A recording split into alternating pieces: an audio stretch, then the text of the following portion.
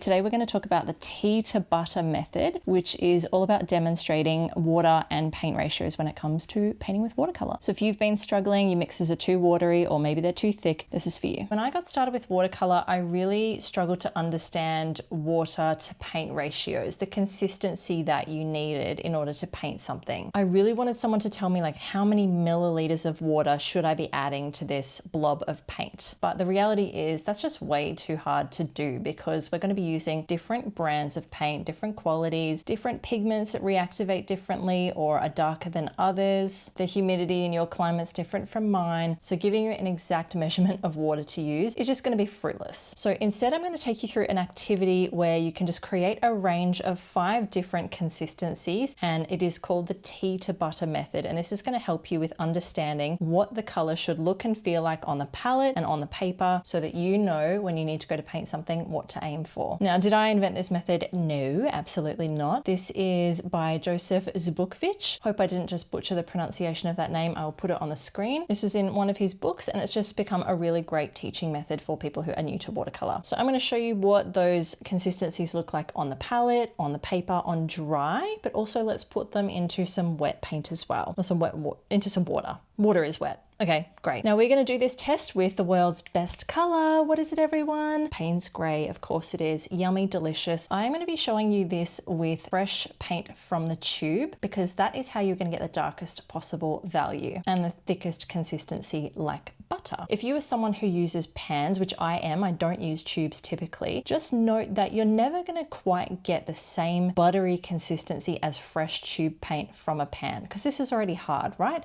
Whereas this inside the tube is all nice and squishy. Now, the reason I actually prefer pans is because I feel like I have a greater control over the pigment load that comes out of this. I don't often need anything anywhere near as dark as what comes out of a tube. But there are pros and cons of each. If you're someone who likes color mixing, which I also am, it can be better to be using color fresh from the tube because you're gonna have to dilute it a lot less than something like this, which you need to dilute just to activate. Anyway, blah, blah, blah, let's get into it. All right, let's start off by creating the butter consistency on our palette. And it's really easy because all you have to do is just squeeze some paint out. So there we go, nice and squishy and pasty. Now, how often are you going to be painting with a consistency like that? For me, not really ever. It's very, very dark, and obviously watercolor being a transparent medium, we don't really need anything that dark. Not often anyway. So let's start out here and see what that actually looks like on the page. Now, so with this butter consistency, that's exactly what we're aiming for, something thick and buttery. So fresh from the tube is perfect, and we want to add as little water as possible to this blob. So I'm going to take that nice and thick and let's lay it down over this line. And you can see lots of brush strokes happening there as well. I can see the brush strokes standing out from what I'm painting down. And the depth of Payne's Gray means we don't even see that line. We might a little bit when it dries, but right now, super duper thick, gluggy, you are not getting any white paper through that. So if you're finding that when you paint something, you can see all your brush strokes through it, you can see textury paper shining through, you probably just have too much paint versus water and you need to add a little bit more because it's not very easy to spread.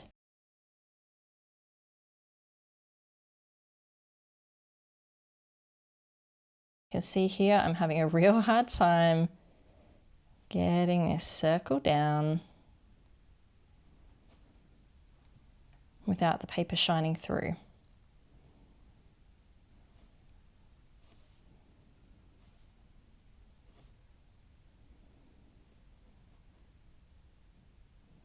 But that is what our buttery consistency looks like. And if you're lucky, I'll actually paint in frame for the rest of this tutorial. All right, let's have a good look at that. So you can see there's a sheen on there, but it's not that sheen that we're looking for. If you watch my last video, which was all about painting fur, I talk about this nice sheen on the page that is the right time to like drop salt in or do wet and wet. This is not the same thing. This is like just thick.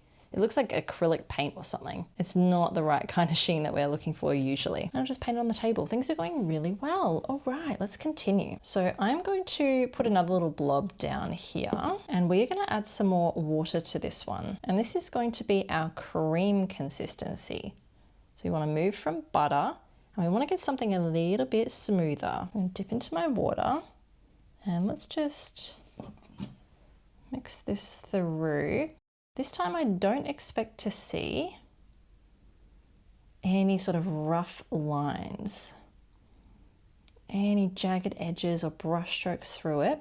Now it's not running down my palette when I tip it up. So, you know, the next consistency we're looking for is milk. I would expect that one to run. This is still very thick. Let's go ahead and see what this one looks like. And so it goes down a lot smoother now. So you might be painting something very dark, but with this one, we can lay it down a lot easier. We are not fighting for our lives, trying to get nice smooth edges here. Went down much easier. You can see the previous one starting to dry around the edges, but we've still got that weird shine versus this one that's like a much nicer sheen. So I can't really think of many examples where I'm painting with watercolor as thick as this, like maybe doing the whiskers on an animal or something like that. Usually I'd be doing this for the darkest value. It comes off the brush really nicely, nice and smooth. Then for our next consistency, we want something that more closely resembles milk. So I've still used fresh paint out the tube here, but I'm just going to add more water to this. So it's still very dark, but now we're dripping, okay? So it's a different consistency there. So it feels nicer on the brush, minus the dog fur that I've always got in there somewhere. And it runs as well versus this one that really stayed in that shape there, and this one that wasn't even thinking about moving. So let's pop this one down. And there's our little dog fur. Thanks for coming. And you know what? I think this can have a little bit more water in it actually. It's looking very similar to that other consistency. So we want things that all look a little bit different here. We know that those two are different. The consistency was quite different. This one here just needs a little bit more water, I think.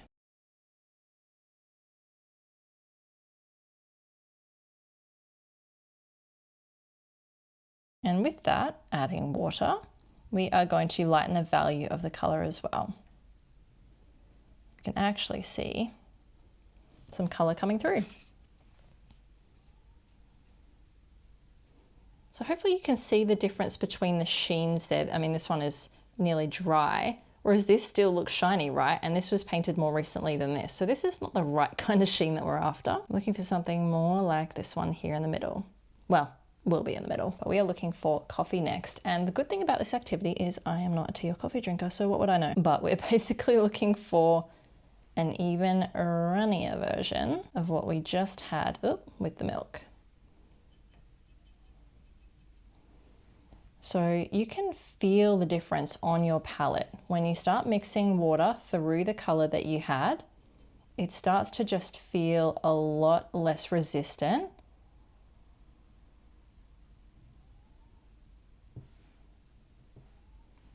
The more water you add. Now I've got them running into each other, which is awesome. This feels like world's most chaotic instruction, but we're going to keep rolling. So this one is just more like slopping all over the place now, but still very dark. Let's have a go at laying this one down. So now we are really getting to see that color. And we can see that line through now.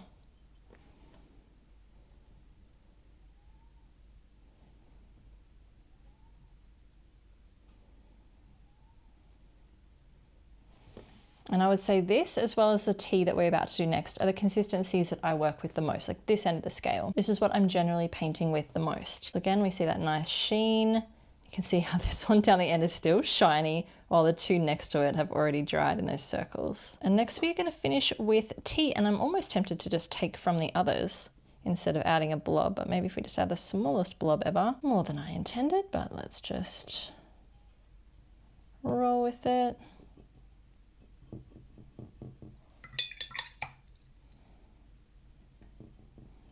So now we're looking for our final consistency of tea. So really it should be quite a bit more watery.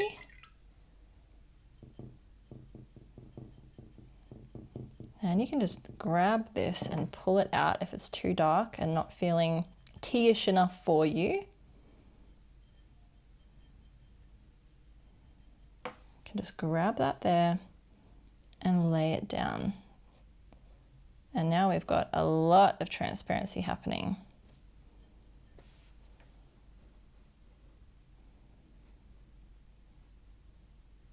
It goes down very, very smoothly. Let's take a look at those there.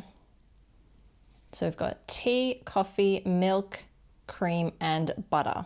Let's have a look at what they look like when they're dry. All right, having a look at these now. So still got that weird sheen. That's how I know I've painted something way too dark. And you can even see the paper shining through some areas that I didn't cover with the brush. So if you are constantly fighting with really light colors and you feel like you're taking too long to get layers and depth in them, maybe you have got a consistency that's way too close to tea. So you want to get some water out of it. Sometimes when you've already made the puddle though, like it's a bit hard to go back. So you might need to start a mix over. Either that or you can keep layering. Because if I kept putting the same tea mix over this again and again and again, it will start to get dark, but it's still the tea consistency. And likewise, if you're finding that you're really struggling with your application and it's all jagged, lots of paper shining through, and it's just feeling like you're constantly reloading your brush, maybe you just do not have enough water in that mixture. So I'm usually led by the coverage I need and the depth I need. If I am covering a large amount of space, but I want a really pale color,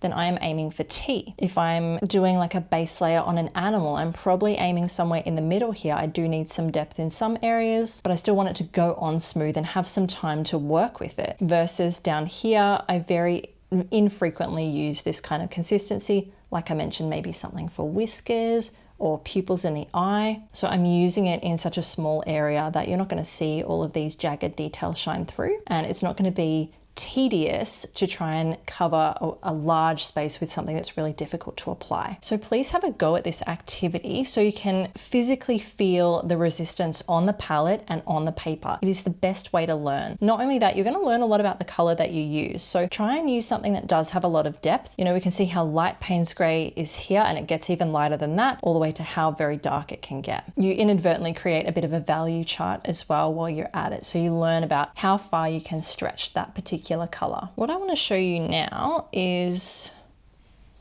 how these different consistencies will work and present and show up in wet and wet.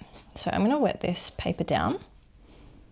I'm going to start in the reverse actually. Why? Because I just did it in the other direction and it was a really bad example, because by the time I got to the one that should have exploded everywhere, of course the paper had dried more, so it wasn't really a fair representation.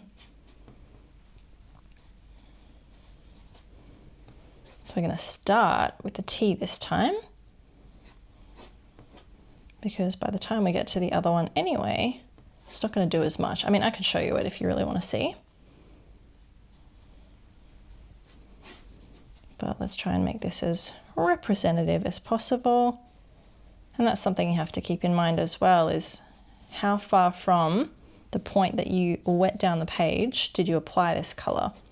Because it is going to end up soaking in and starting to dry. So let's start with our little tea mixture.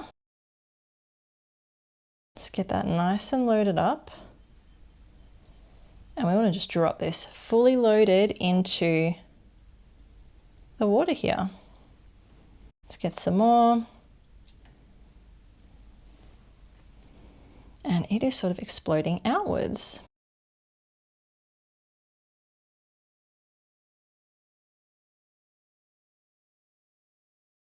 Then we'll move on to our next one, which should be our coffee.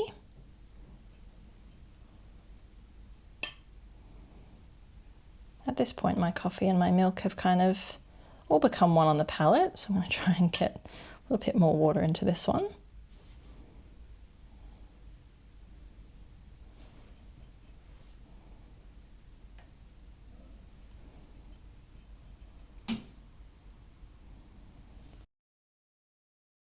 So spreading a lot less for now, but it is going to keep traveling. Then we've got our milk, and what I'm just going to actually do is just dab off some moisture first. to make it a little bit more representative of what that mixture should have been before it just completely mixed in with the coffee. So see how this is kind of spreading everywhere, and my paper is buckled a little bit as well because I haven't taped it down and it's quite thin paper, and it's just kind of rushing into where the paper has buckled, whereas this is a lot more controlled. This one as well is rushing down. Let's take a look at cream now. So this one is a nice thick mixture. Just gonna pop this one down. It's not really doing a whole bunch. So I talked in my last video about how your brush can act like a leaf blower or a vacuum cleaner, depending on how much water is on the page versus your brush. So when we have less moisture on the brush and there's more moisture on the page, it almost has like an exchange happen where it kind of like sucks up a little bit and deposits a little bit. Whereas when you have lots of water on your brush and lots of water on the page, it just kind of spurts everywhere like a leaf blower has just blown it and it's gone crazy. So if you are always finding your watercolor really hard to control, you might just be working with too much water on the page and too much water on your brush. Likewise, if yours is not spreading at all, you might just have way too much paint on your brush and too little moisture versus the page, and it's just not doing anything. I'm just gonna have to add a little bit more water to this butter because it's just really kind of started to dry now. Let's load that up nice and thick and pop that down here. It's just really not wanting to do much or go anywhere.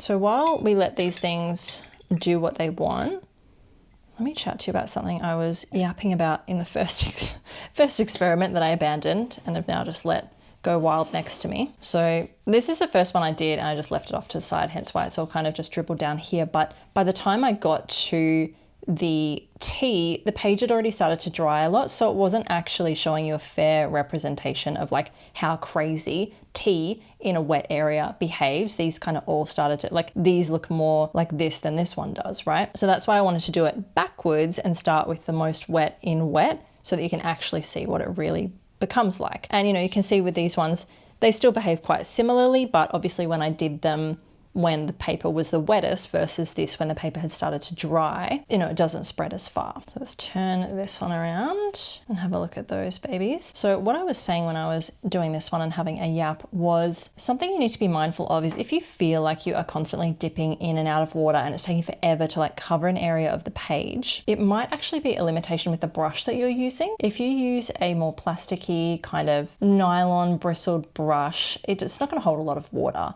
versus something that is synthetic sable or actually animal fur, which I don't endorse or use myself, but they can hold a lot more water. So that might be something as well versus, you know, you not getting water ratios. And same with paper.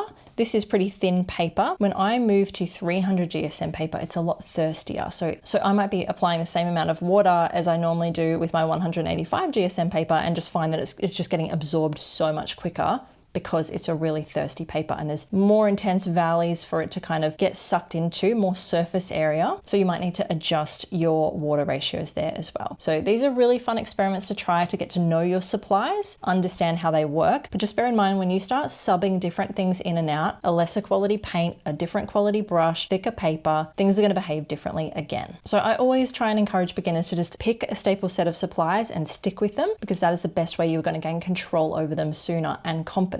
You're going to understand how to use them inside out. So I'm just going to move these off to the side now. This one is a bit of a lost cause. It's traveled everywhere. I just want to show you the difference in depth when you use a pan watercolor. So I've just got a little sheet here. Let's bring back this guy. This here is Storm. This is my version of Payne's Gray. So I make this color and I just want to show you, I mean, it gets pretty dark and you know, maybe that's got something to do with my excellent paints, but bear in mind with some pan watercolors, it's just not going to get as dark as you had with the tube colors because it's not fresh. Whereas if I painted this when I was making the paint and before it had set, it might go darker. So this time I'm going to really load up